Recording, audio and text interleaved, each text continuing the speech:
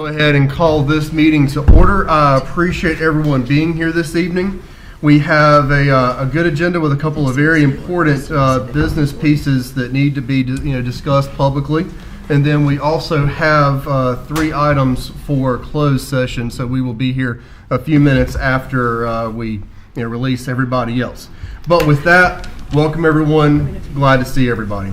Let's begin, as is our tradition, with invocation, followed by the Pledge of Allegiance. Will be led on invocation by Slater, our fire chaplain. Evening. Good evening, everyone. Good evening. Let us pray. Our Father and our God, we thank you for this moment that we can come together with the meeting of the minds. Father, we need your assistance. We need your help in all the decisions that need to be made. I ask you to bless this council, that they'll use their wisdom and their kindness in everything that they do, Father. Father, we thank you for the constituents, and we thank you for the people of City of Goldsboro as we grow together, God. In Jesus' name we pray, amen. Amen. Please join me in the pledge. I pledge allegiance to the flag of the United States of America and to the republic for which it stands, one nation, under God, indivisible, with liberty and justice for all. All right. Madam Clerk, if you would please conduct a roll call. Mayor Gaylor. Present. Mayor Pro Tem Weeks. Present. Councilwoman Jones. Present. Councilman Boyette. Present. Councilwoman Taylor. Present. Councilwoman Matthews. Present. All right. And our Councilman White is attending to a personal matter. We certainly wish him success and look forward to seeing him back in the chair in the very near future. With that, we will move to the adoption of the agenda, item 3. Mr. Livingston, are there any additions or changes from staff at this time? No, Mr. Mayor. All right. Council, are there any requested changes to the agenda as presented? Hearing none, we'll entertain a motion to adopt the agenda as presented as the business order of the day. So moved. Motion's been made and properly seconded to adopt the agenda as presented. Madam Clerk, if you would please put up the vote. Mayor, I'm voting in the affirmative. I'm having some. Okay, all in favor, please vote by show of hands. All opposed, same sign. Seeing none, motion passes unanimously. Perfect. Anytime that's an issue, please just notify, and we will, as always, keep the meeting rolling. Let's begin the substantive part of our agenda with item 4.1. Mr. Livingston, if you'd please brief us and then call for the presenters. Thank you, Mr. Mayor. As the board is aware, one of the biggest priorities the City Council had coming into the office 2 years ago was reducing violent crime, Part 1 crime as it's called, and that was a serious issue. Remains a serious issue, but through community policing efforts and initiatives, we've been addressing those issues and working proactively to try to build the community up and try to get our community policing and our crime down. And so that's what this is. It's an update and also on community policing and an update on some of our numbers for the past year. You can see where we've made some progress. We've still got a long ways to go, but made tremendous strides in our community policing and overall safety of the community. And we'll have our presenters come up at this time.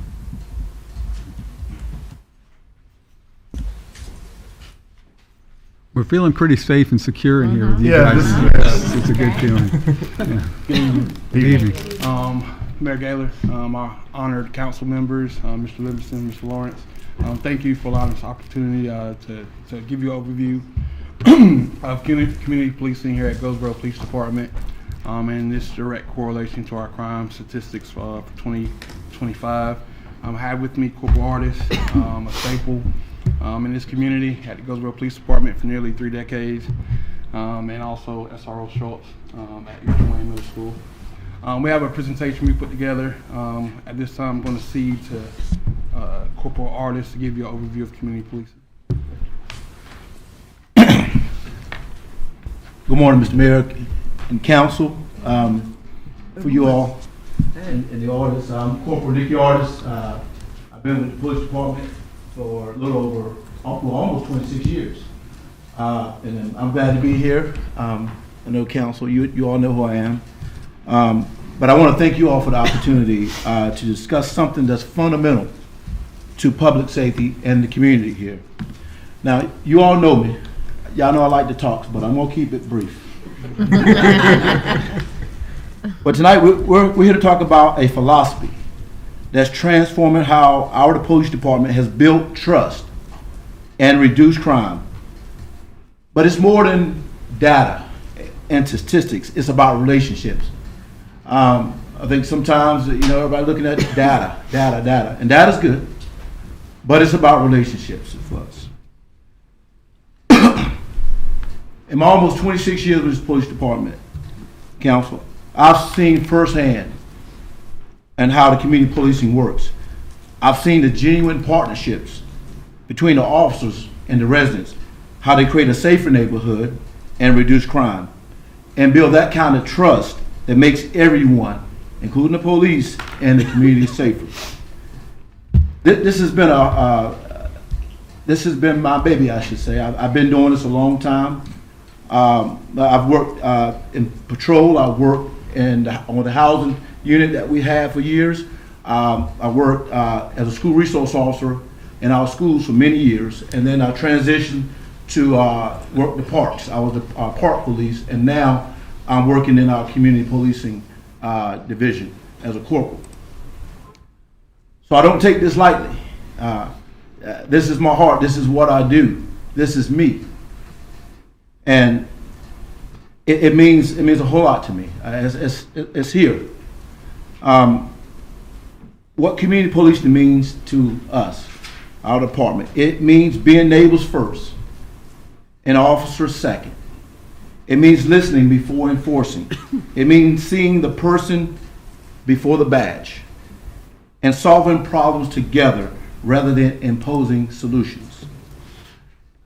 I'm not going to take away from this PowerPoint here. I got Officer Shorts here. He's going to walk you through the community policing overview and our crime trend data. He brings firsthand experience in community policing and engagement, and he understands both the strategic importance and the real-world impact of these initiatives. This isn't theoretical, it works, and it requires a commitment from all of us. That's Roll Shorts. I turn it over to you, sir. Corporal Lourdes, Major, thank you both, and feel free to be seated if you don't want to stand for the whole presentation. I appreciate it. Mr. Mayor, Council, and every other honored guest, it's an honor for me to be here. Not too long ago, I stood in front of some of you and swore in, and what we're going over today is a high overview of our community policing and what it's accomplished over the last year. So the purpose is basically to give you all of some of the highlights and how it's worked so far and how we're going to continue to make it work. So community policing at Goldsboro Police Department, it's not a single program, it's a philosophy. Whether we are talking to the public, which we have to do every day, whether it's a call for service, a traffic stop, or even a speak with officer that comes in, we have to make sure that we are building these connections with our community. Not only in each one of the events that we do, in everything that we do in the daily aspects of patrol, throughout our command, and especially our community policing. So we initiated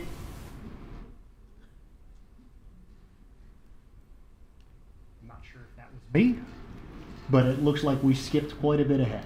Yep. We're going to back it up. Give us just a minute. There you go. Appreciate it.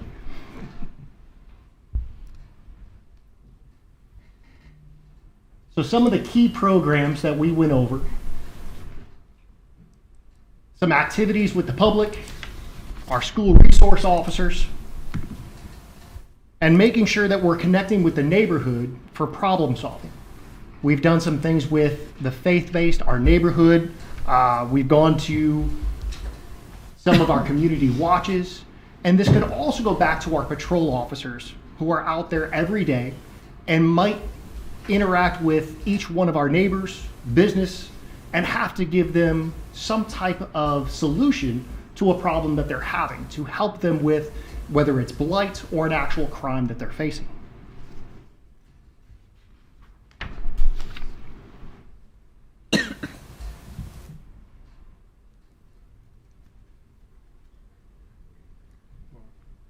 I apologize. I'm not sure if it's Do you me mind seeing if we can or get the some clicker. assistance on the pointer? We may have batteries running out. So if anyone from IT is watching.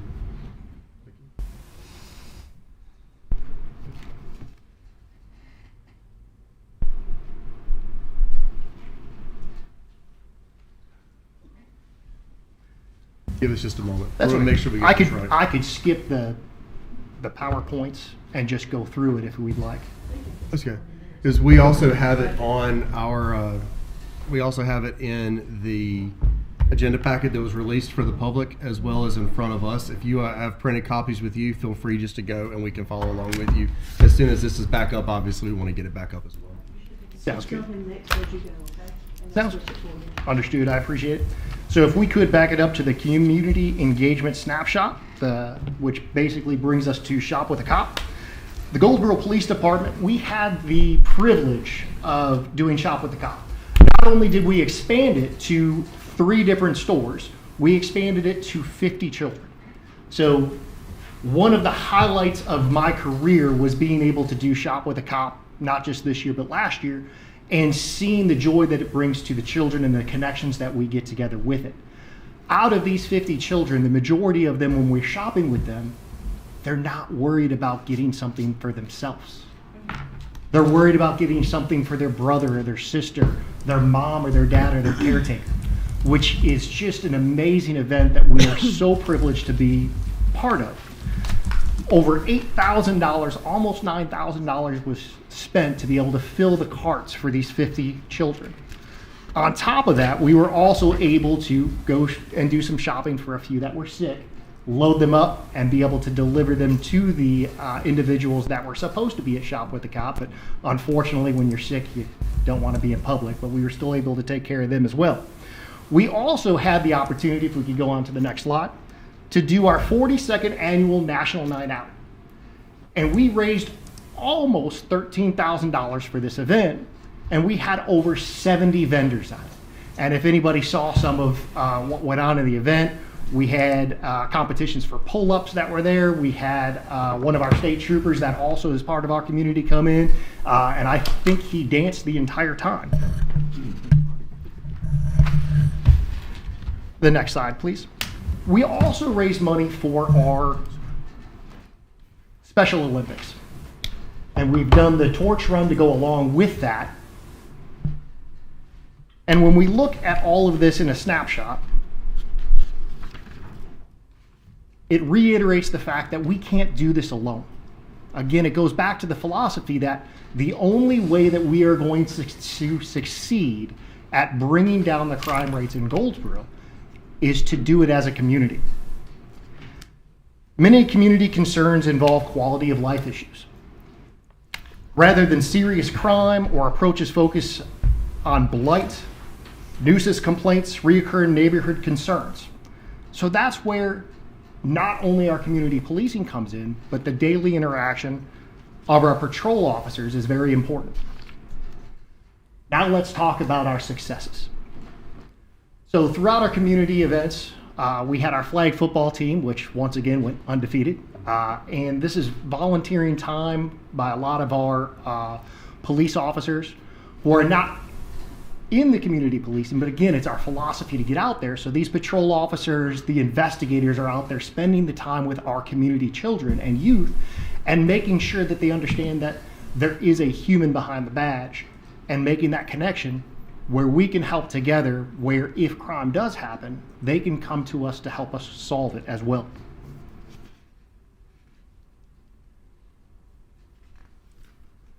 So when we look at our crime trends, that 28% decrease from 24 to 25, and then we look at the numbers from 2023, it proves that our theory in practice works. We're just getting started. Each one of you helped us bring in more law enforcement officers. With more law enforcement officers, we were able to have more connections with the community and lower our crime rates. When we talk about these crime trends for part one, These are violent crimes or property crimes where we have an actual individual as the victim. This is a high-level year-over-year comparison of the crime trends over the past 2 to 3 years. The data is presented for the context only and intended to complement, not define, our community policing efforts, which remain focused on a long-term connection with our community.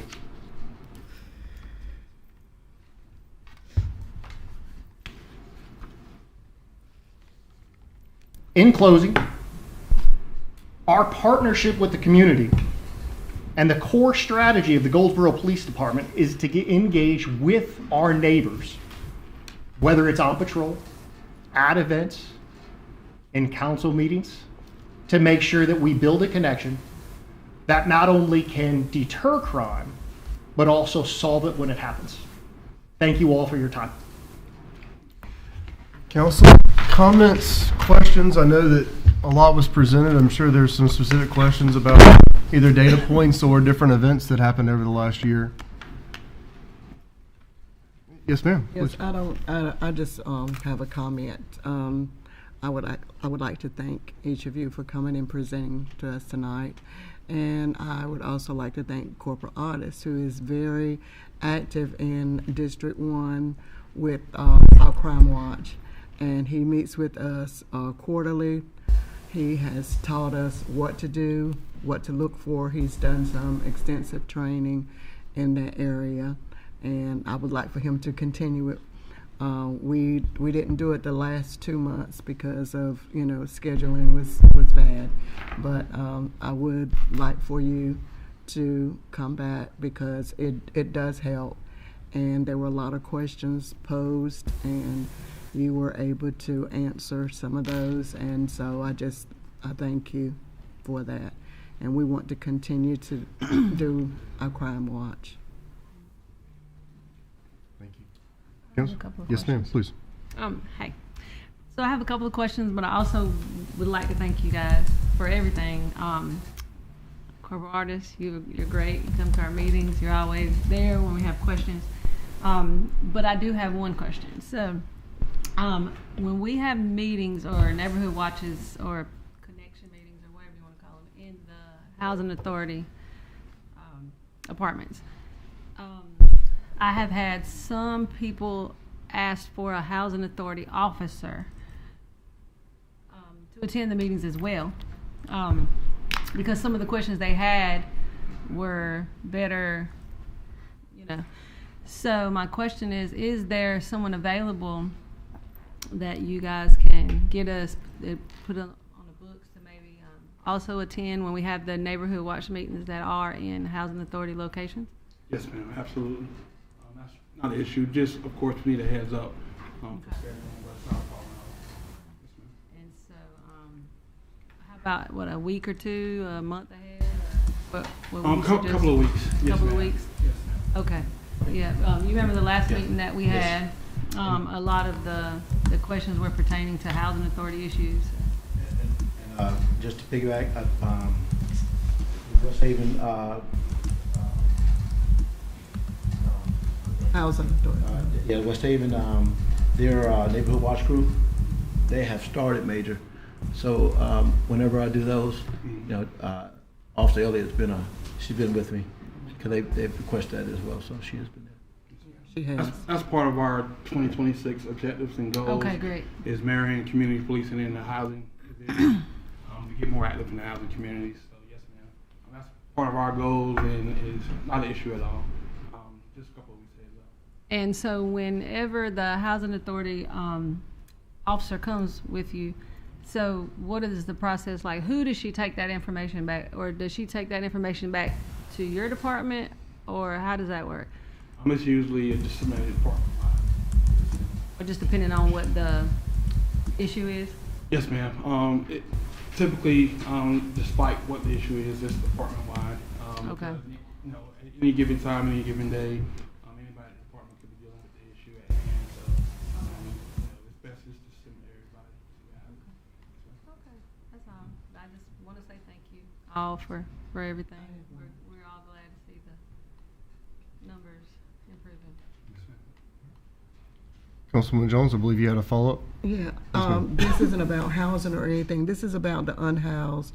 And I, when it's really cold and and you see an unhoused person, what is your protocol? If you're making your rounds, I heard something good and I want you to tell me what you guys do.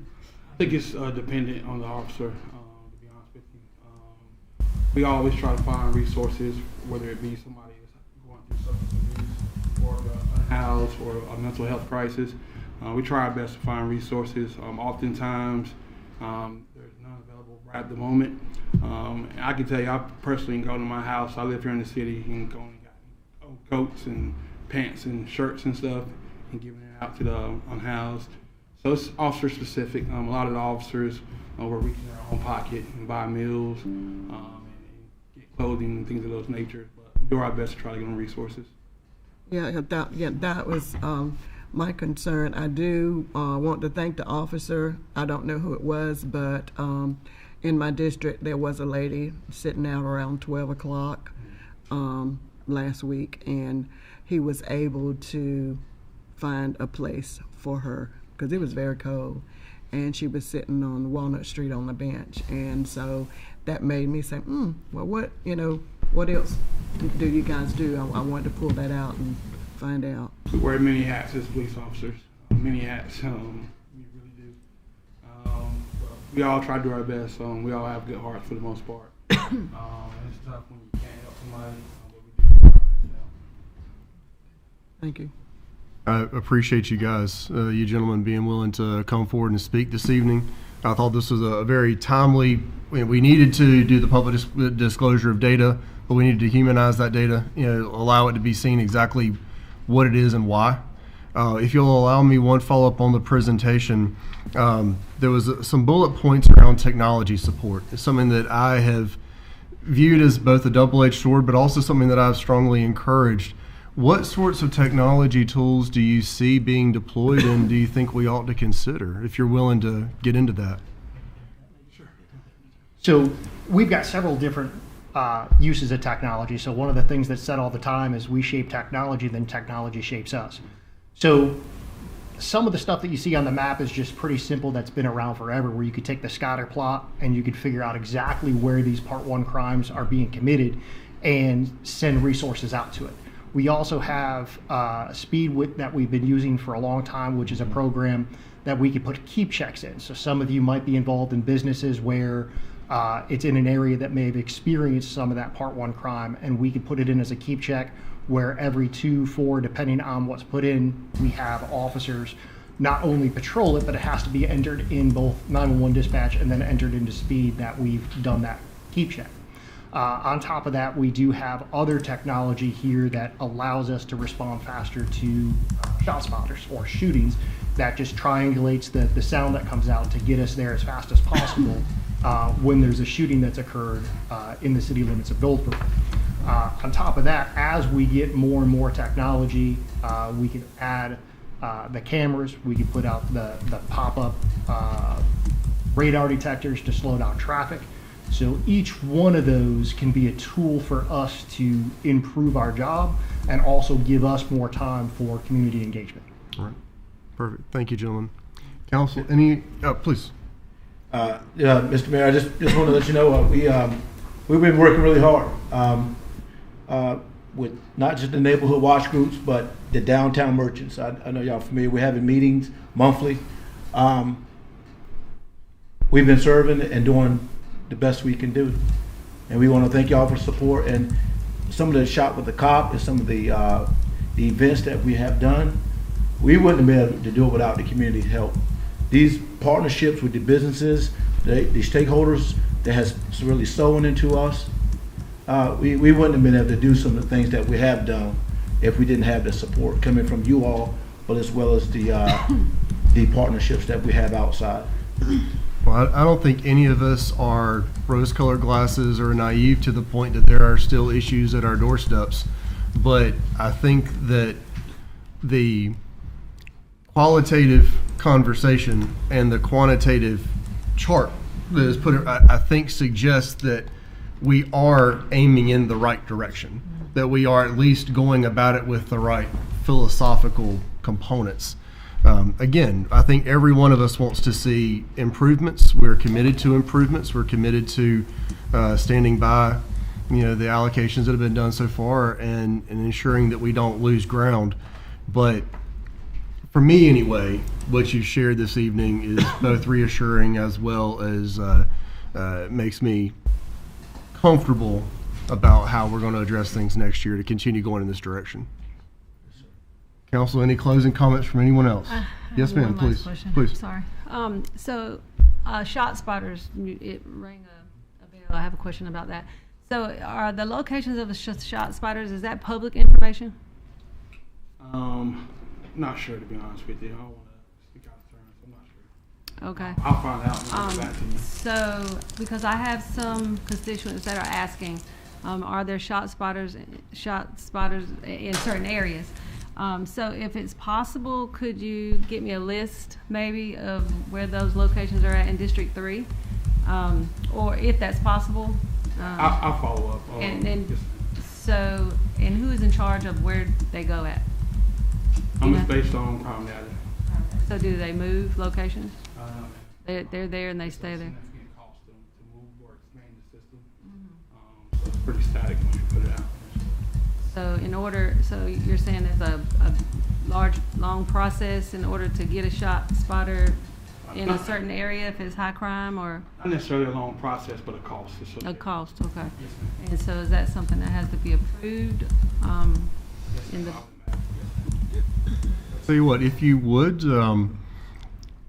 if it is something that can be disseminated publicly, then let's do a coverage map, just to simply be able to show how much of the city does have the acoustic coverage, and if there is a percentage of the city that does not, know of a process that's coming up where that may be a conversation. Understood? Is that fair? And I didn't mean to cut you off. I was adding to that. But that's great. But I do have a couple of areas in my district that I'm concerned about, and that I would like to talk to someone concerning those areas. We can make that happen. Yes, sir. I'm just going to make a comment or two, and I'm glad, Mr. Mayor, that you mentioned about being able to look at the shot spotter and expansion possibly of that program. It is budget time, which is what Mr. Mayor was alluding to, and I certainly would like to see us look and consider what our needs are, and whether it be cameras, whether it be expansion of the shot spotter program, and sort of speaking to the budget committee on that regard, to definitely consider that in. And I just wanted to say thank you to you guys for the presentation, and thank you for all that you do. This community values and appreciates each and every one of our public safety personnel, and we couldn't be here without you. And things are trending in the right direction. We still got a ways to go. I know we're still not staffed up yet, but for you guys to be able to have accomplished what you've accomplished so far gives us all hope that we're going in the right direction and things will continue to get better. And that's because of you guys and all of our public safety team that helps us. Council, any other closing comments? All right. Thank you. Gentlemen, thank y'all so much for being here. Appreciate y'all. Be safe out there. Thank you for your time. All right, we will now begin item 5 on our agenda, which is our public comment period. Madam Clerk. Sorry, we'll let them exit and then She we'll said go. there was no one on the list. There is no one that is signed up on the list to speak. All right, then we will close our public comment period. What if you would, all right, yeah, go ahead and bring forward the list, and then we have on other occasions allowed someone to sign as it was going. So if you would please just come and sign in, get a name, and then we will proceed with our public comment period. Usually there's that last opportunity when Ms. Getz is getting up to walk over there, so we'll do our best to remain consistent.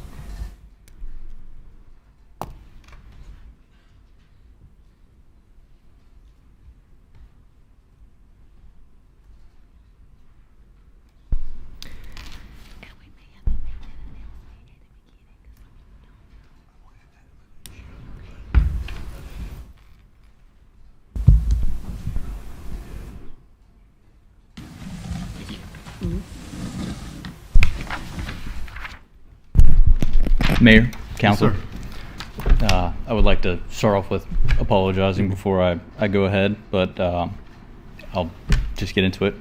Good evening, Council. My name is Claiborne Smith. Some of you may already know me. For those that do not, I'm a realtor in Goldsboro. The past 2 years, I've taken part in a friendly fantasy football league with some of the best realtors, lenders, and real estate attorneys Wayne County has to offer. For those of you who are unfamiliar with fantasy football, the key element in any great fantasy football league is the punishment. Typically, the last place team has a punishment decided by the league. The punishment can take many forms, from spending a day at your favorite bar to talking in front of city council during public comment section. This does need to be related. This does need to be related to city business in some way. Okay. Pull this back to city business, or I'm going to have to ask you to stop. Okay. Okay. Yes, sir. That's all. Okay. Wow. I'm sure he appreciates that, Mayor. Is there anyone else to go? All right. I think Mr. Simmons would like to speak. You're fine.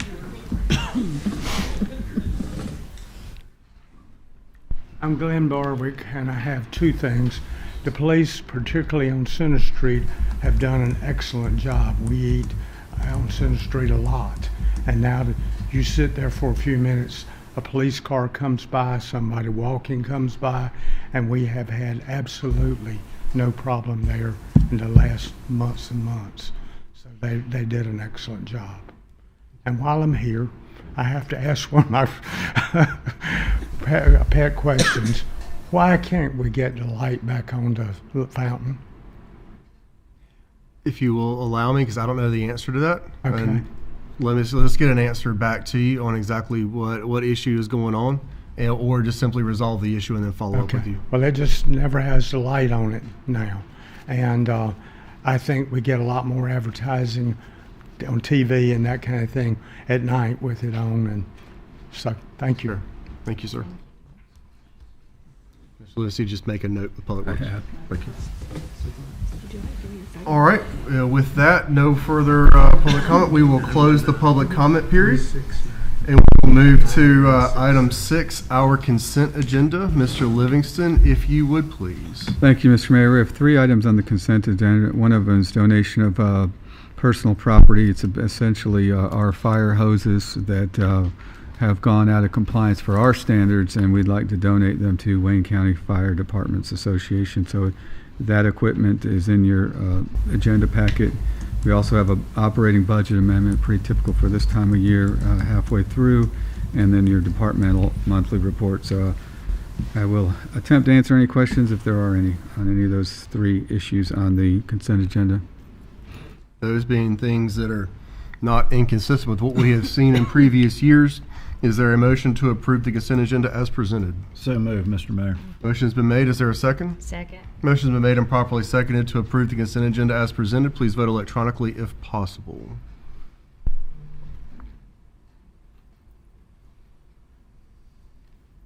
Are they going through?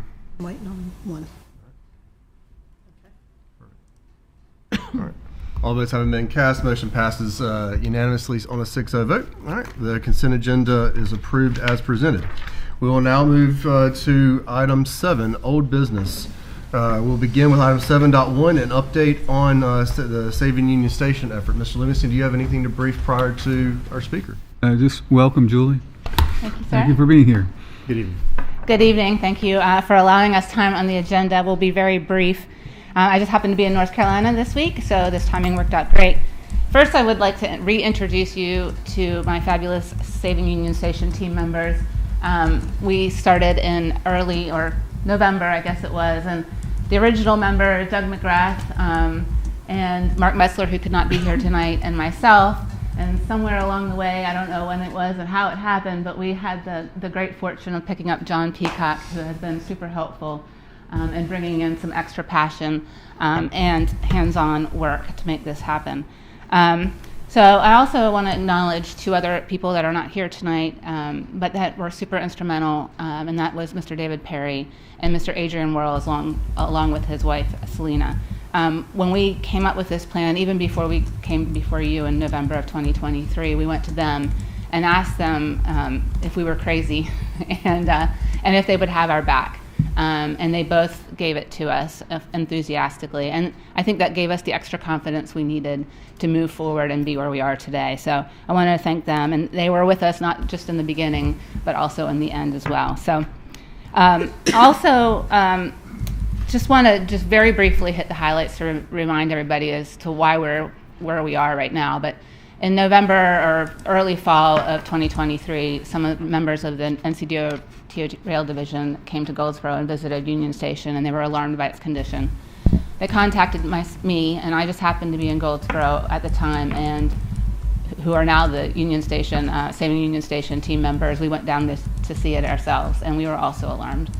And we started to try to figure out a way to address it and come up with a plan. And as we've discussed before, in the past we had been so focused on the bigger picture, the who, what, how, and when, and it just seemed so overwhelming. And so we decided to skinny it down and narrow the focus on just the stabilization, just so we could make sure that the station had a future for us to decide on all those other things later.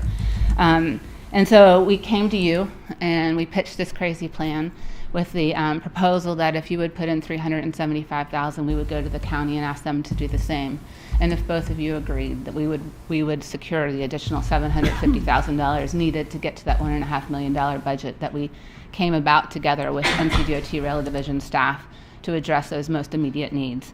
For the past 2 years, the SUS team has been working very passionately on this project. And that passion really comes from a lot of different sources. For me and John, probably most, it comes from years of working on this. We've been working on this since 1999 in some form or fashion, along with its I guess, counterpart project, and that is the passenger rail development from Raleigh to Wilmington going through Goldsboro. And it comes from the fact that we worked with some of our greatest champions and community leaders, including David Quick, Sandy Korshin, Jimmy Edmondson, Chuck Allen, Al King, and Judge Charlie Gaylor, who was probably the most passionate about it of all of us. And he actually chaired the railroad task force that really started to make the shift happen in the state, and really closely looking at Eastern North Carolina as a good choice for continuing passenger rail service throughout the state. And so those things gave us a source of passion, but also like stories from Mr. Wheel, who shared that he went down there as a kid with his dad to watch FDR's body be transported to Washington, D.C. upon his death, or the fact that Babe Ruth came to Goldsboro because of the train and because of Union Station. And so Union Station is really important. The railroad is the reason that Goldsboro exists. The station embodies a lot of our memories, and our pride in our community is housed in that building. And so we've been working on that. I wanted to share really briefly, it's a really quick video that John Peacock and the staff of the DGDC put together to promote what we're doing and the passion behind it, and to try to solicit donations from the community to bring our drive home. So I'm gonna hit start, or is IT gonna hit start for me? I think. Money. Oops. Sorry. I might have done that. Sorry, IT. Can you hit that again?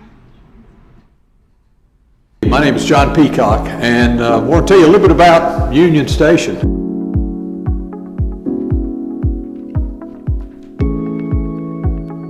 People came from around the region to get on the train here. For us, it became the equivalent of an O'Hara Airport or a JFK or a RDU. This is where travel began. This is where travel ended.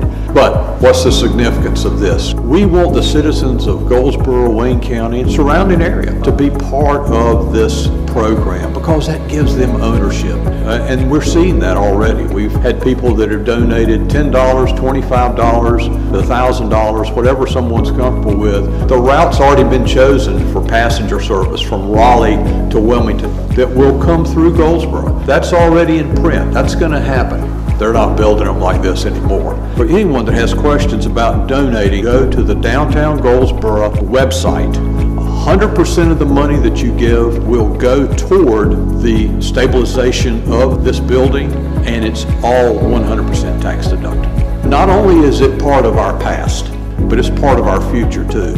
But it's also a privilege to be part of this community and be part of this effort to make things happen.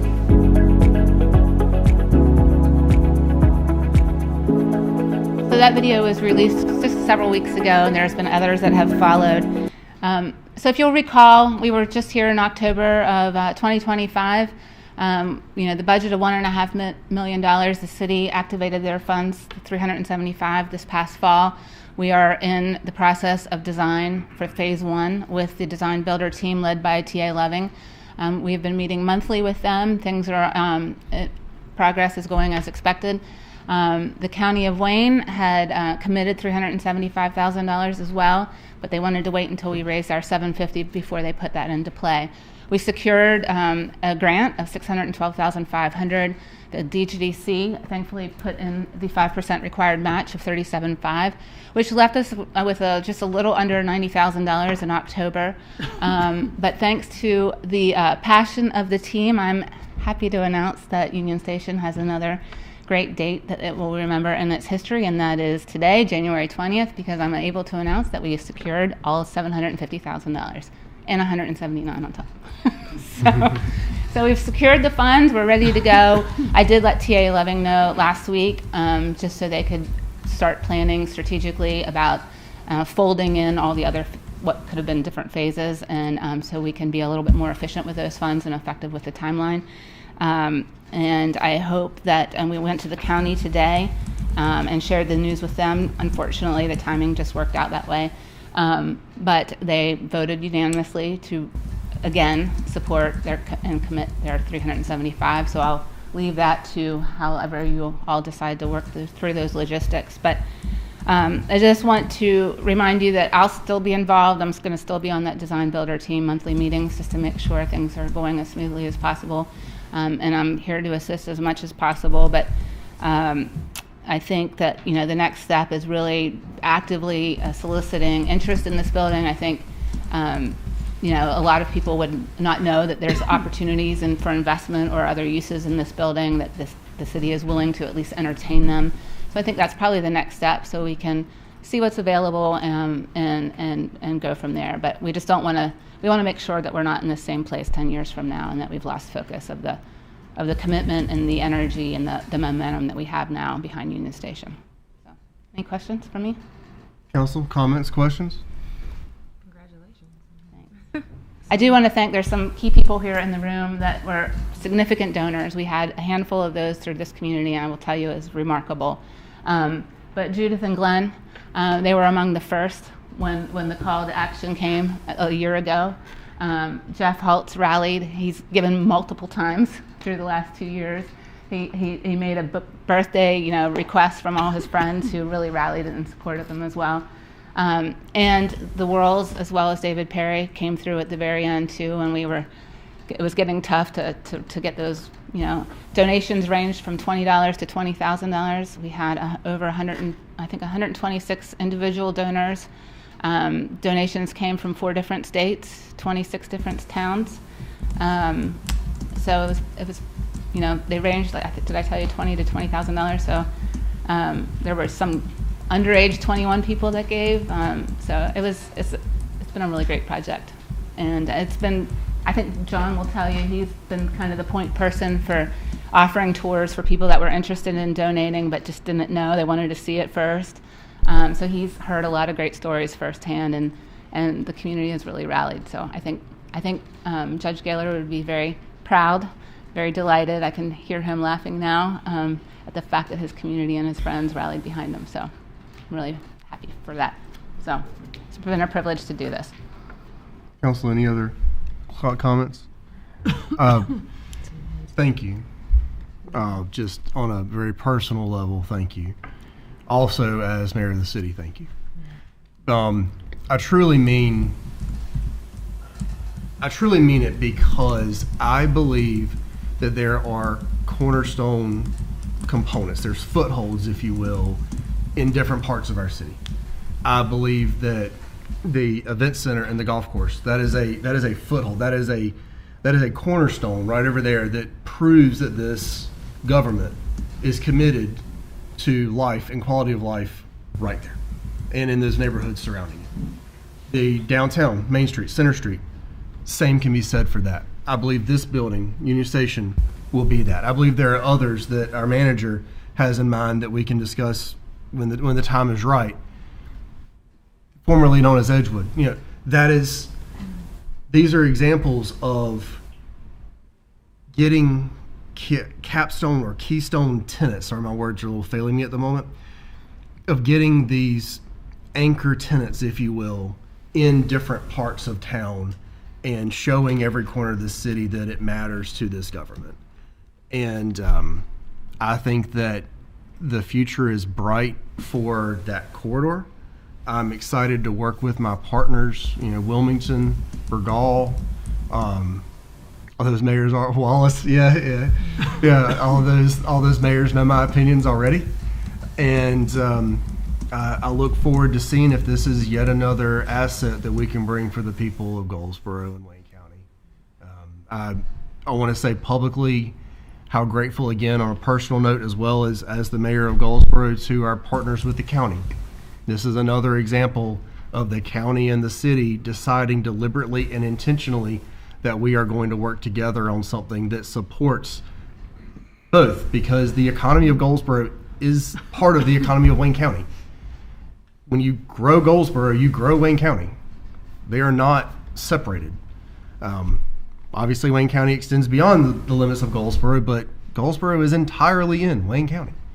And I appreciate our county government seeing it that way as well and wanting to be invested in this particular project.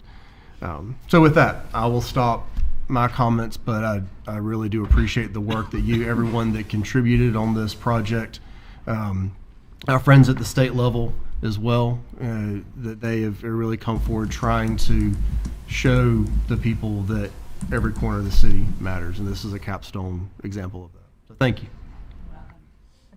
I think we all agree that we're definitely grateful for your team, for everything that they did, every single donor, every single giver, every single video. But I think I speak on behalf of all of us when I say, Julie, you sacrificed a lot, and you didn't have to.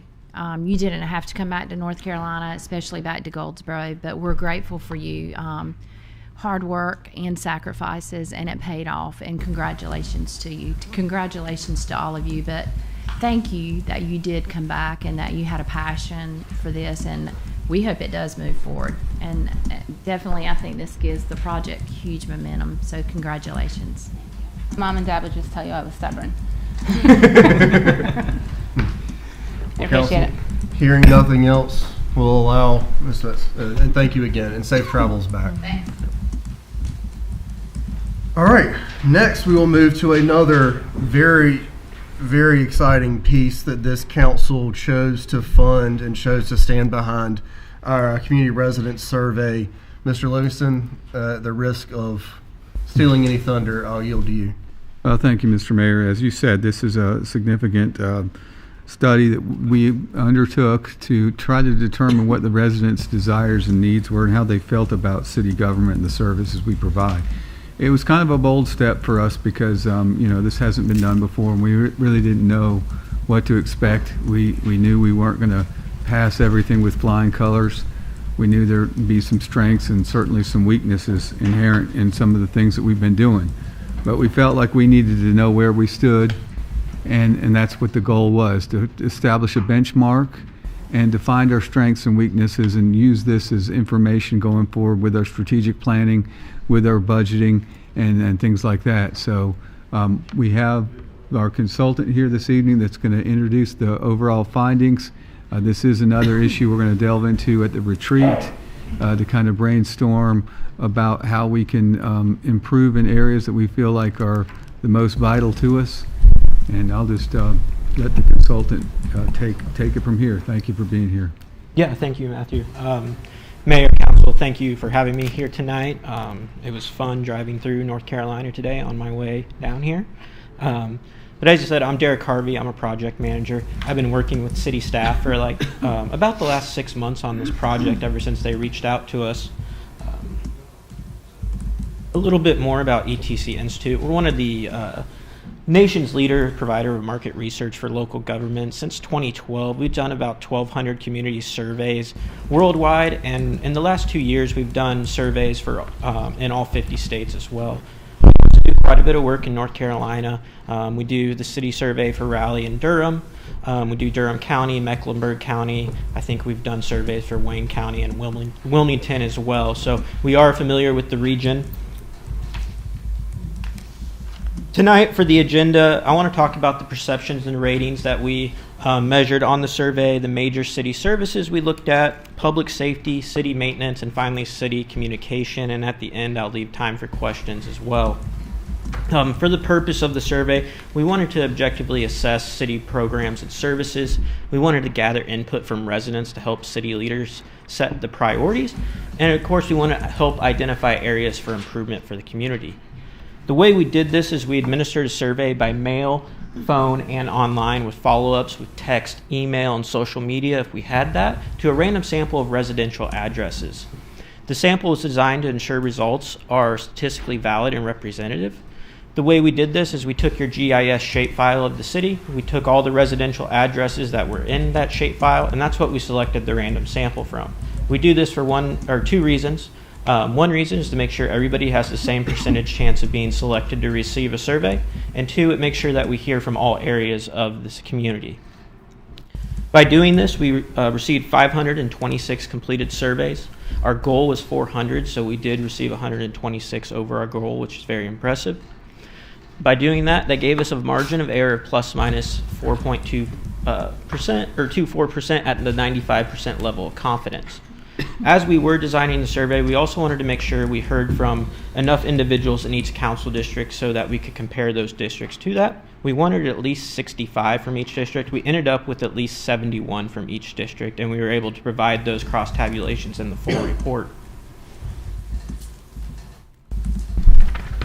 When we looked at the survey results, I pulled out a couple items here on the left. 64% of the respondents rated the overall quality of downtown Goldsboro as excellent or good.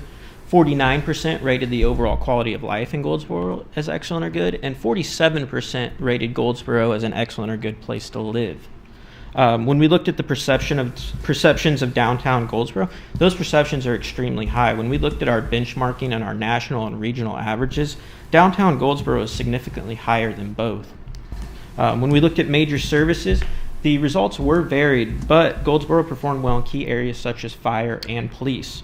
Maintenance of city streets and sidewalks were seen as weaknesses on the survey. And of course, we wanted to help identify opportunities for improvement for the city. We designed the survey that way, and I'll get into the design of the survey in a little bit. But maintenance of city streets and sidewalks and planning for growth and development were areas that were highlighted as areas for improvement.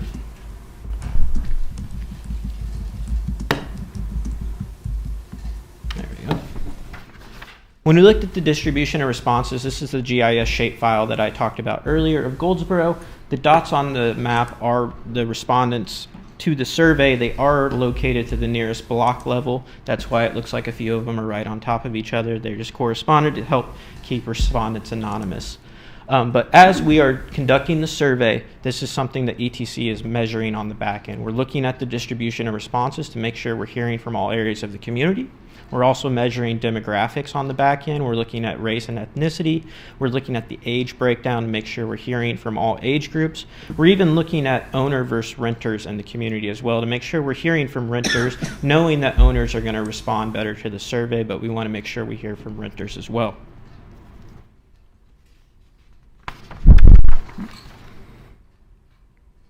Really good. When we looked at perceptions and ratings, we looked at overall quality of life items. As you can see, the top rated item on the survey was that overall quality of downtown Goldsboro at 64%. It was followed by quality of life at 49%, as a place to live at 47%, and then as a place to raise children at 36%. I pulled out those three on the left there. I called the big ones. Those are the three items I typically look at first when I look at survey results. If I look at those, I can kind of take a look. I call them report card grades, math, English. Those are your report card grades for those subjects. If those items are rated higher, we typically see results that are higher. If they're in the middle like these are, we're going to see results that vary that on the survey as well. When we go down the survey, as a place to work was one of the lowest rated items, and overall value that you receive for your city tax dollars and fees. That one I'm not shocked to see at the bottom when we do community surveys. That one always goes to the bottom there. It's just something when you ask about tax dollars and the value you receive for them, residents and respondents always rate that lower. When we did take your GIS maps, we also provided a breakdown of the responses by council district. I'm using the overall quality of downtown since it was the highest rated one. We have shading done by council district. As you can see, on an average, all the districts gave the overall quality of downtown a good rating when we gave this question. I wanted to point this out as an example. This one is a good one. As we go through the survey, you'll probably see some other areas you want to take a look at. We can also, using these GIS maps, we can see districts that rated items differently, and I find that helps when you're asking questions about why an area rated one item higher, why an area rated one higher lower. When we looked at benchmarking, ETC Institute has a regional and national benchmarking database. For Goldsboro, we provided our Atlantic average and our national average. Our national average is from a national survey we do every summer to 5,000 residents nationwide. And then we have our Atlantic average from that survey, which includes North Carolina, Virginia, West Virginia, Delaware, Maryland, and the Washington, D.C. area in that. When we compare to this benchmarking, as you can see, the overall quality of downtown is leading the way in that category. It's almost 20 points higher than the national average and 14 points higher than that regional average.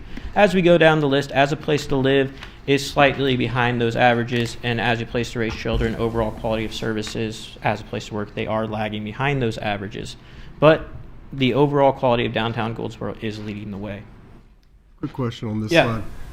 I don't know that it matters. I'm certainly not trying to discount the fact that we are notably behind the regional average at all. Quite the opposite. I'm very much taking that to heart. But I'm curious, in like the regional averages and the national averages, is that like size cities or is that across the board? Across the board. Okay, Yeah. good. Well, I mean, in fairness, when someone's choosing a place to live, they're looking across the board. Absolutely. And so I think that's the right way to do it. I just wanted to know what I was looking at. Yep, we also can provide averages to peer cities that are of the same size. We can look at that on the back end. We can go through our entire database of communities we've surveyed and look at similar size communities if that's something the city would like to look at as well. I'm not necessarily requesting that. I just wanted to make sure I knew what I was looking at. Yep. When we looked at major city services on the survey, more than half of the respondents were satisfied with 3 out of 13 areas assessed. Overall quality of fire services led the way at 80% satisfaction, city customer service at 55%, and police service is at 54%. Parks and Rec followed closely by there, and so did the city's parks and greenways were also right there. As we go down the list, overall management of stormwater runoff, enforcement of city codes and ordinances, management of planning and growth and development, and overall maintenance of city streets and sidewalks are at the bottom of the list. I do want to point out the overall maintenance of city streets because that is a trend we're going to see on the survey as we go through. As we will see here in a second. When we looked at the benchmarking, fire services are above the national and regional averages. Customer service is above the national and regional averages. Police services are above the national averages. City parks are on par with that national and regional average, as well as effectiveness of city communication with the public. And then we have the others that come in and are lagging behind those averages. But about half of these you are on par with that regional and national average or leading the way. When we designed the survey, we wanted to set it up to set priorities for the city. The way we did this is we asked that overall satisfaction question with all the items listed. The next question we asked immediately after that is which of these items do you think should receive the most emphasis from city leaders over the next 2 years? Once we asked this question, a clear top 2 in the major city services came up. The overall maintenance of city streets at 50%, not surprising. That's typically the top item in most communities I survey.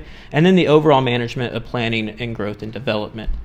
Those were followed by a second tier there where there's about 5 or 6 items that all received between 20 and 30%, followed about another 3 or 4 that were at the bottom there. I have a question. Yep. I would be interested in knowing what areas of the city did that growth and development concern come from. Yep. I think it'll give us an idea of maybe where that growth and development is needed based on the districts that it came from specifically, if that information is available. Yeah, we can certainly take a look at that. We should be able to provide that by district. By doing the satisfaction and importance rating, we were able to run it through our importance satisfaction rating at ETC. 2 items received scores of a very high priority for the city of Goldsboro. Not a surprise, being that it was the overall maintenance of city streets and the overall management of planning for growth and development. What this rating takes into account is that importance score. If an item has higher importance and lower satisfaction, it's going to come to the top. If it has a lower importance and high satisfaction already, it's going to go to the bottom. Like the quality of fire services, it was the top rated item for satisfaction. Its importance was lower, so it goes to the bottom here in the medium priority. That's not saying that we shouldn't be looking at it. It just means we should be continuing what we're already doing there. And as you can see, the top 2, they were the 1 and 2 most important ranks, lowest satisfaction. That's why they came to the top. When we looked at public safety on the survey, we asked about perceptions of safety. How safe do you feel in different parts of the city? The top item, people feel safest in their neighborhood during the day. I think that speaks for itself. And then in your neighborhood at night, sees a little bit drop down from in your day, but I think that's just a perception issue. Most people feel less safe at night.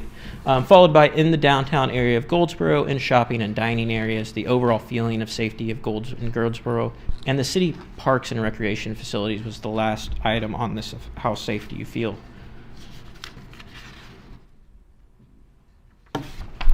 When we looked at police services, the top areas are response times to emergencies by police, the overall effectiveness of the Goldsboro Police Department, and the overall competency of the agency personnel, followed by fairness to people regardless of race, ethnicity, gender, or creed. The bottom areas there, the visibility of police in neighborhoods, the visibility of police in retail areas, and the city's efforts to prevent crime. Not surprised to see those. Those are also items that go to the bottom in most of the other communities we survey. But after seeing the presentation today, this is one of the items that I would be really interested to see trends for in the next couple years, because it seems like there is progress being made, and I'd be interested to see what those trends look like moving forward.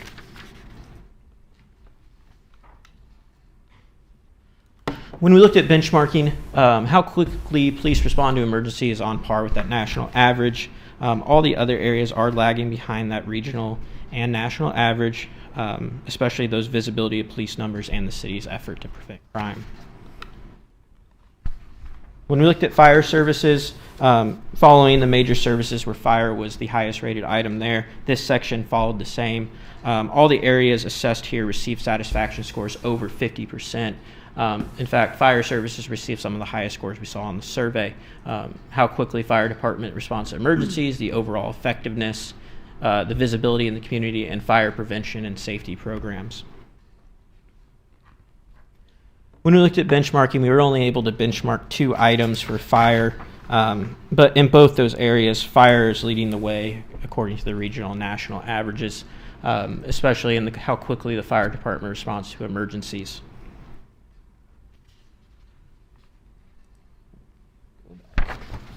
We also did the priorities for investment for fire and police. 3 items came up as a very high priority. It was that city's effort to prevent crime, the visibility of police in neighborhoods, the visibility of police in retail areas. When we did this, all the fire items were rated on satisfaction higher, so they went to the bottom. Police came up because of the lower satisfaction. But the city's effort to prevent crime is always a top priority for most communities we survey. And the visibility of police in neighborhoods and retail areas, I believe that's partly a communication, education piece of educating the public where police are patrolling, where they're patrolling in neighborhoods and items like that. Because just because you don't see a police officer doesn't mean they aren't patrolling those areas.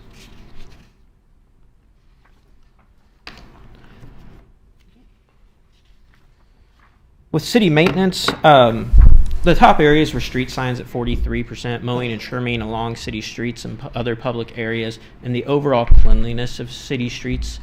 When we looked at the bottom areas, the overall appearance of Goldsboro and the overall maintenance of streets also came back up again there. These areas did see the lowest rated items on the survey when we looked at sections. So when we go through the important satisfaction rating and the benchmarking, it wasn't a surprise to see these areas being lagging behind, but it does provide an opportunity for the city. This is the first survey we're doing. We don't know what we don't know. So we do have a rating now. So when we do measure this again, we have something to compare it to, something to reach for. This isn't where we're going to end up. We know where we want to go, but we needed a starting place, and that's this for city maintenance.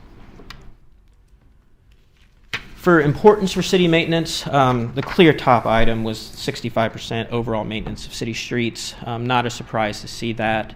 And then we had 2 of overall appearance, overall cleanliness of city streets and other public areas, and then all the way down to the maintenance of street signs at 8%. And when we did our priorities for investment, 5 items did come up to that very high priority. Not shocking with the low satisfaction numbers, but it was that overall maintenance of city streets, appearance of Goldsboro, overall cleanliness, adequacy of street lighting, and the city's efforts to mitigate drainage and flooding. And then the last area we looked at on the survey was city communication. When we looked at satisfaction with city communication, the top 2 items were the usefulness of the city's website and your local government's use of social media outlets, followed by the availability of information from your local government, efforts to keep residents informed, timeliness of information, and a level of public involvement. The one thing I do want to point out here is the high neutral ratings on these questions. They are up in the 40%, which tells me there's a big opportunity for improvement in city communication, especially with driving people to the city website and those social media outlets. And we'll get into that a little later, but those 40% are very high, so it tells me a lot of people aren't interacting with the government in that way in communication. So I think this area is a big opportunity for the city, especially when we ask residents where do they currently get their information. Currently, 67% of respondents said they're getting information about Goldsboro from word of mouth, friends and family, followed by city social media, online search, regional news, and the city website was the 5th option on there at 36%. I think this is one of the reasons for those low satisfaction scores in communication. I think especially when we ask residents, where do you prefer to get information? The city social media, city website comes to the top, followed by the regional news. Word of mouth drops all the way to 30% on this. What we've seen is residents would rather get information about the city from the city. Talk to your friends and family. The information isn't always accurate or relevant to you when you get that information, or it's past the time of the event once you hear about it. So I think it's an opportunity for the city to align with these preferences, drive satisfaction with that.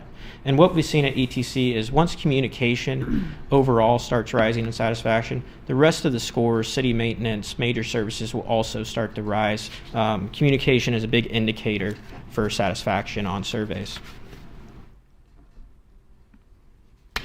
In summary, downtown Goldsboro is highly rated by the residents. We saw that with the benchmarking. It's way above the regional and national averages. Other areas received lower scores, were more varied. Fire services received high score, police services received high scores, but city maintenance was seen as an area for improvement, especially those city streets. And then the city has an opportunity to align communication preferences to residents. I believe that's the biggest area of opportunity for the city once looking at these results.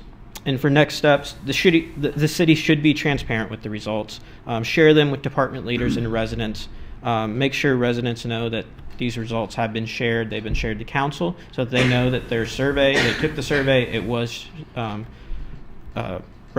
presented. And then this survey should serve as a baseline. That's the most important thing about doing a survey for the first time is now you do have that baseline to measure against in the future. Surveys should be conducted every 2 to 4 years to see if improvements are being made. At ETC, we find every 2 to 4 years is about the right amount of time to see if new policies or initiatives are driving that resident satisfaction.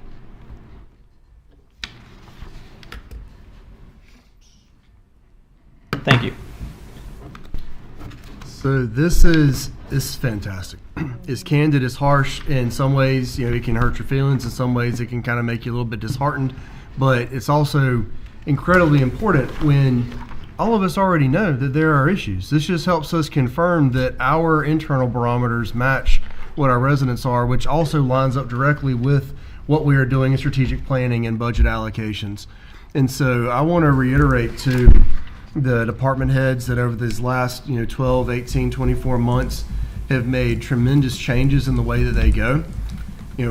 We've had to make adjustments, and we're going to continue making adjustments because we're having to change a culture. We're having to change an entire set of expectations. And I think this is fantastically well, it's horrible English, but it's very well prepared. It's very well delivered. Again, I don't think any of us are surprised at some of the results, but I'll stop talking and give council an opportunity. Anyone from council have any comments or feedback? I think You first. one thing I was going to say is I think it's extremely helpful how you have in the survey and the report, you've got it listed by district in the back with the comments. I think that's very helpful for us as members of council to know what are the priorities for our constituents in each district. So I'm extremely appreciative of, first of all, everybody who responded. I think you said there were at least 70, 75 per district. So thank you to all of them, because now it's like we are armed with knowledge for each of our districts to know what are the concerns of our constituents and how can we each address those concerns. So thank you for that. Yes, sir. I agree with Councilwoman Weeks' comments there. I was especially encouraged to see in review of the executive summary the breakdown by district and the districts evenly offering input. I like the fact that the comments were broke down by district as well, because obviously what someone might be concerned about on one side of town might be completely different on the other side, but we as a council get to see what everyone's collective experience is and things that they want to see improved. Like was said a while ago, it was encouraging to me to see the level of detail that came from the input, and it was also encouraging because the things that we as a council have already sort of arrived at, these are the areas we need to work on, are lining up with the wishes and the concerns of our constituents pretty much across the board. And I just to touch on a couple of those with public safety.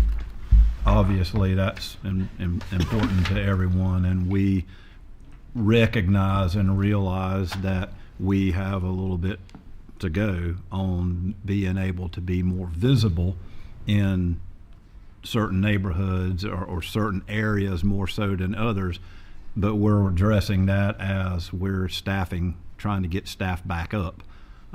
So that lines up with what people are saying. I also appreciated seeing that there were so many people across the board that had concerns related to code enforcement activity, because I've been preaching about that for some time now, about trying to, and so is Councilwoman Taylor, addressing blight and being able to get into just cleaning up the city, for lack of a better term. And our code enforcement team has been ramped up, and they are doing a phenomenal job. And just every day there's compliments coming from one direction or another about their efforts. So we see that our citizens are expressing their concerns in that, and we're already on it in that. So when the survey gets done again, then we have a benchmark and we can track people's what people feel like that's improved on. The same thing with streets. I mean, every resident or every person that drives through this city knows that we've got issues with our streets, and we're working hard to deal with that, as most people know, and trying to figure out how we're going to come up with $51 million to fix the problem. So that's encouraging that we're really in tune with what I feel like is our concerns of our constituents. And lastly, it did not surprise me to see that the general consensus among our citizens was that, like, the water and sewer infrastructure and stuff didn't score very high in terms of importance. But I get that from a citizen standpoint, because we, as the elected body in charge of running the city, so to speak, we know the importance of infrastructure and the importance of long-range planning for development and all that, whereas our constituents and our citizens, if their water works, then okay, fix my streets first. Yeah. So I mean, I get that as well. I just was very encouraged by the results of the survey, and being able to feel like that we're on the right track and what our citizens want to see us improve. And so I appreciate all the work that was put into that, because it was very thorough. Yep. And I like the way it was spread out. So thank you. That's all. Council, any other comments? Yes, ma'am. Well, I hate to echo here, but I do want to say that I like the very detailed. I really like that. It being broken down in districts helped me in my district and what we need to do. I was very glad to see that people took it appears that the people took the survey very seriously, and you were able to come up with some very good data that will help us going forward. And so I really appreciate that. Okay. Thank you. Council, hearing nothing else, this is, it is a harsh, condemnation, I truly believe, when only 36% of your respondents say that Goldsboro is a place to raise children, and we're going to get that number up. We're going to make investments in programs and activities to support these kids. I see the volume of people that are involved in P&R, Parks and Recreation. My own son playing 2 basketball games. He has a doubleheader tonight over at the Foster Center. I know how many use it and enjoy it, and we got to find out how to fertilize that and do more of it. So again, I think this is very empowering knowledge, because now we have a roadmap that is tested. It's not just our own assumptions, and now it's up to us as we go into budget season to put the money and the effort where our mouth is. So thank you again. Mr. Livingston, any closing comments from you? No, sir, Mr. Mayor. I don't know if Kelly or they were really working behind the scenes to help make this thing happen. If he had any comments, or LaToya or Octavius. If I could just say, Council, thank you for your support of this and the funding of it. We all felt it was important to bring this information forward. LaToya and Octavius did a great job putting in all this effort and selecting this vendor. And so, as I just leaned over to LaToya, the work has just begun. So we're on step 2 of many. And you use this information. We're going to have dedicated time at the retreat for this, talk about it, see where you are all on it, and then we'll take it from there. So, good stuff. Thank you, and safe travels back. Thank you. All right, Council. That is something we certainly wanted to reserve a lot of time for conversation. I think comments were able to be delivered, but this is a significant document. Take time to digest it. Approach Mr. Livingston, approach Mr. Arnold with specific questions. If there are questions they cannot answer, obviously they know who to go to get those data points. We're being as public and transparent as we can be. We're not hiding behind any illusions on this thing. We know that we have improvements to make, and we are committed to making them. All right. That concludes much of the substantive part of our open session. We'll move directly to item 9. Mr. Livingston, your report. Just a couple things, Mr. Mayor. As you know, we have a retreat scheduled for our annual retreat. Be very budget heavy this time around, very financial oriented, but we do have some team building exercises built in there too. And we're trying to very much focus on some of the things we've continuously been doing, and some of these projects that we've been talking about, like tonight, and some of the other ones, in community policing initiatives and things like that. That budget committee meeting before that also will be this week, just kind of set the groundwork for some of the retreat topics.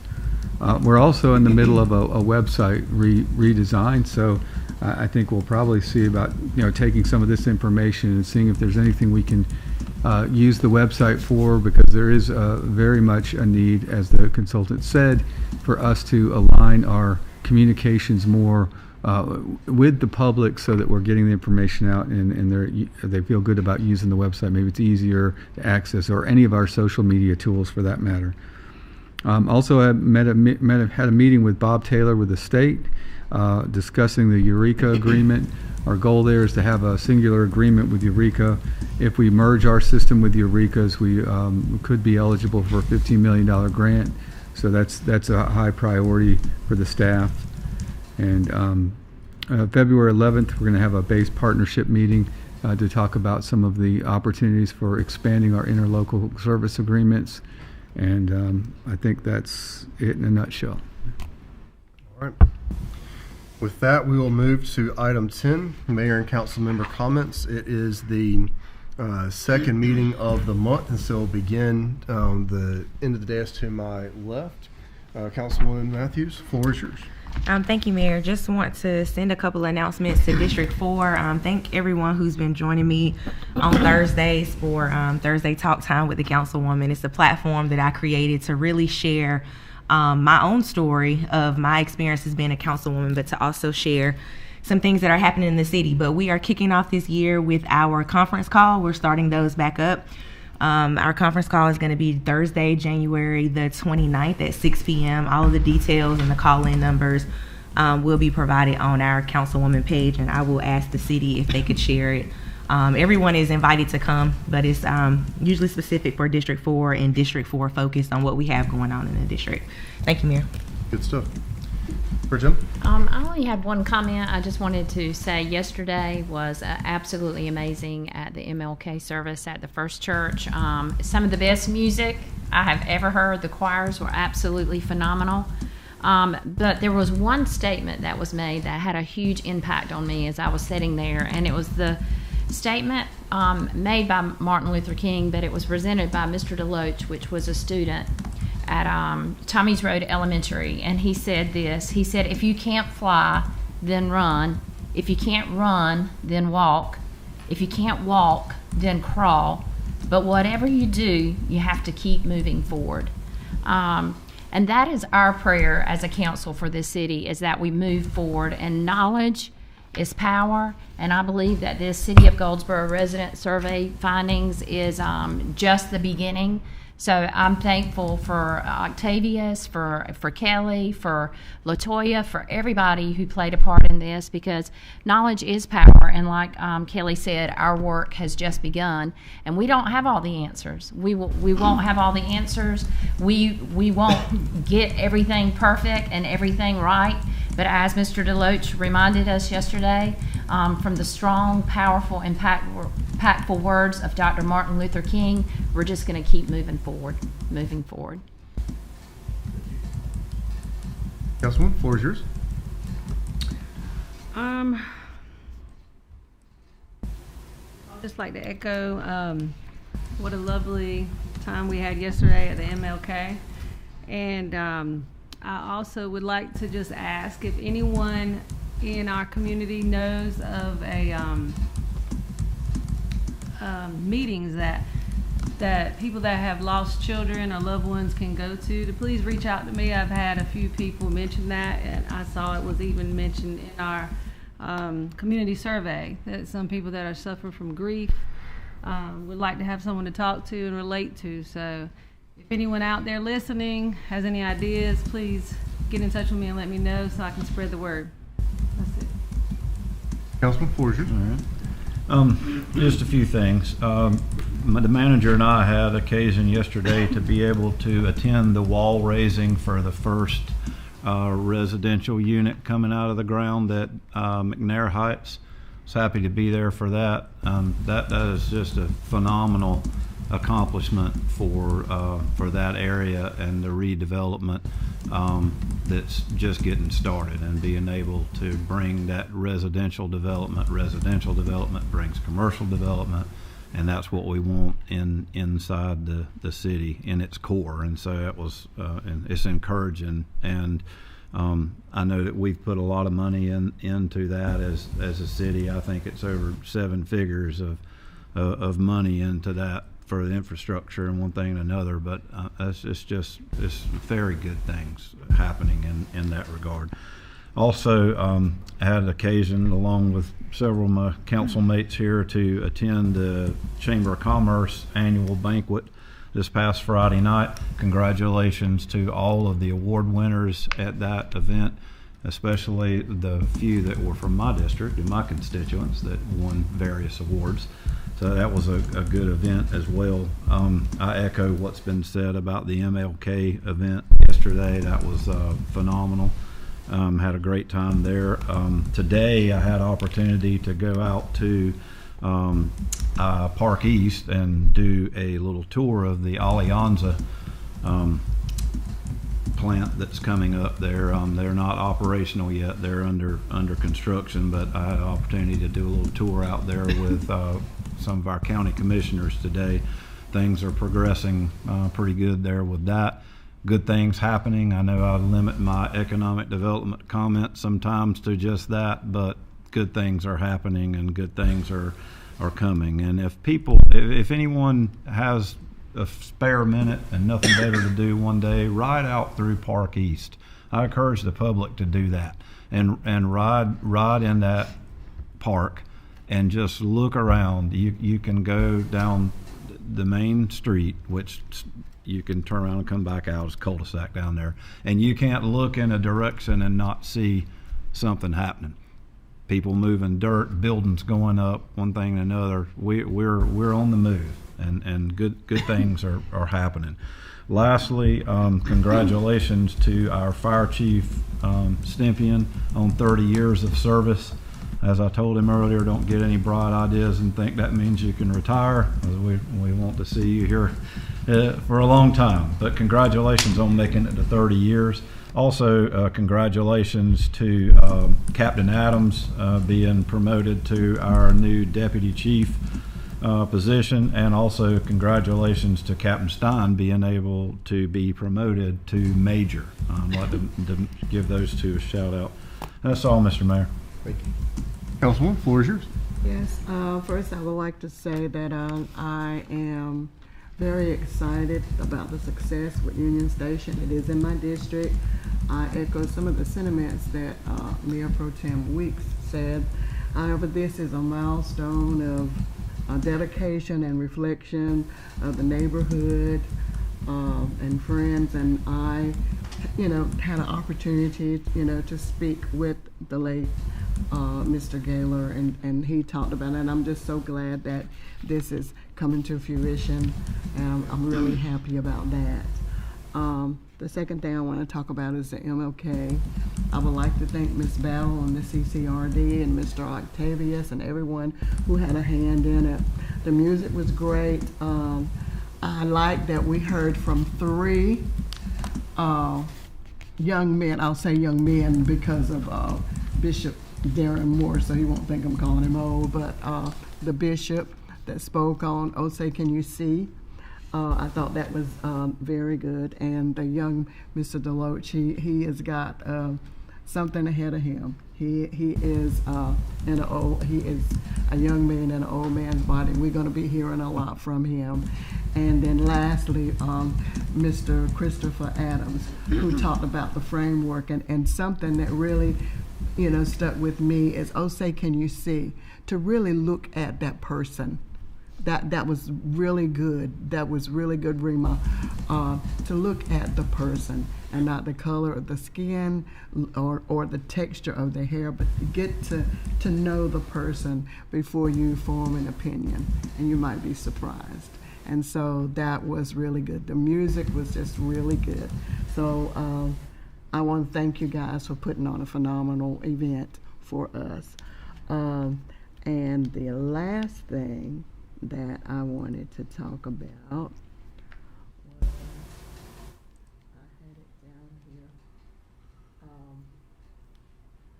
I want to thank all of the staff, because you are extremely important.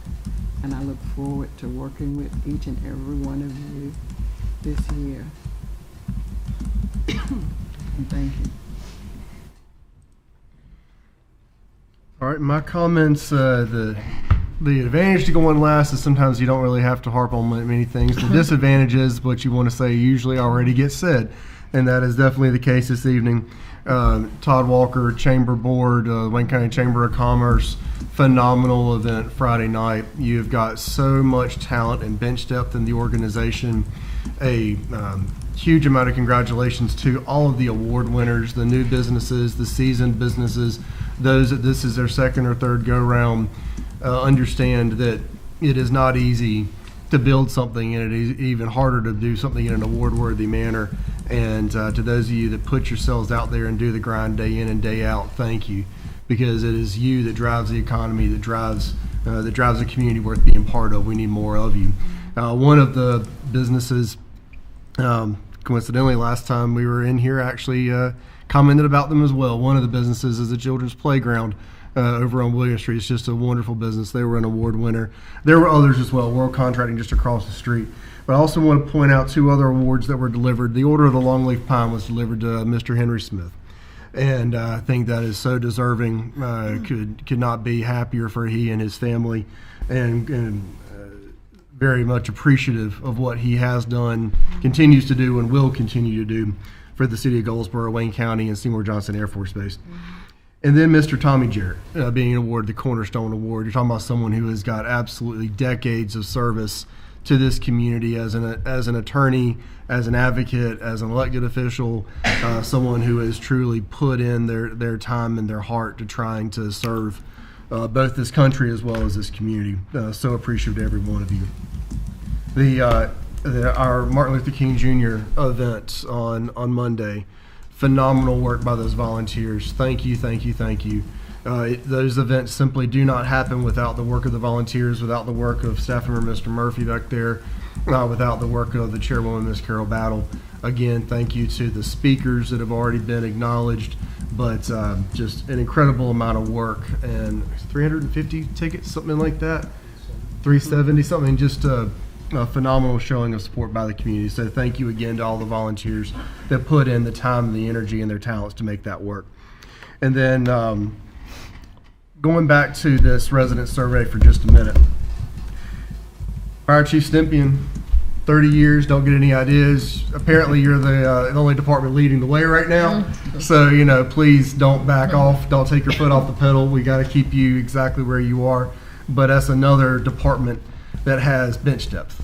There's a culture there, and we've got to do what we can do to continue to support and maintain that culture of excellence, and then allow that to permeate into other areas as well. So thank you for what you have done, the previous leadership that have led our fire department in the recent past, and the entire command structure over there.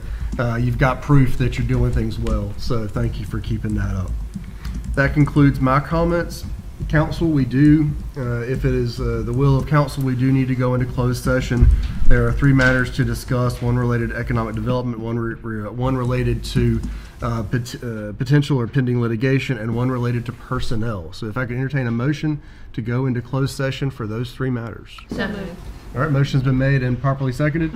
All right, motion's been made and properly seconded to go into closed session. There's no debate on that motion, I don't believe. Ms. Getz, would you like us to vote electronically or by show of hands? Electronically. Electronically? All right, all in favor, please vote by show of hands. All opposed, same sign. Seeing none, motion passes unanimously on a 6-0 vote. We will move into the anteroom. Those that are comfortable in their seats are welcome to stay here. It's going to be a little more than 5 minutes, but it won't be too long. Right. Oh, yes. We'll reconvene in closed session at 10 after 7 for nature breaks. Oh, wait, we voted, right? Mm-hmm. Yeah, we're good. All right, so we're going into closed session.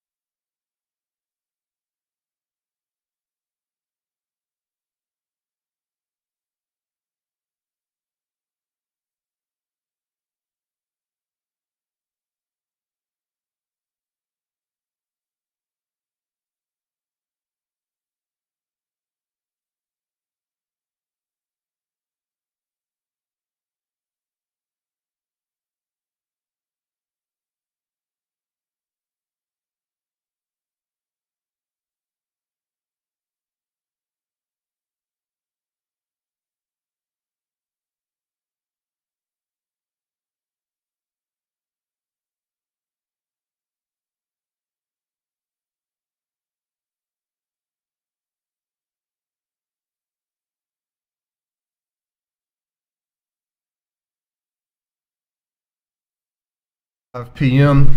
All matters on the agenda having been addressed, will entertain a motion to adjourn. So moved. Motion has been made. Is there a second? Second. All right, motion's been made and properly seconded twice. The motion to adjourn being not one for debate, we'll call the vote. All in favor, please vote by show of hand. All opposed, same sign. Seeing none, motion passes unanimously. Friends, we are adjourned. We are ready for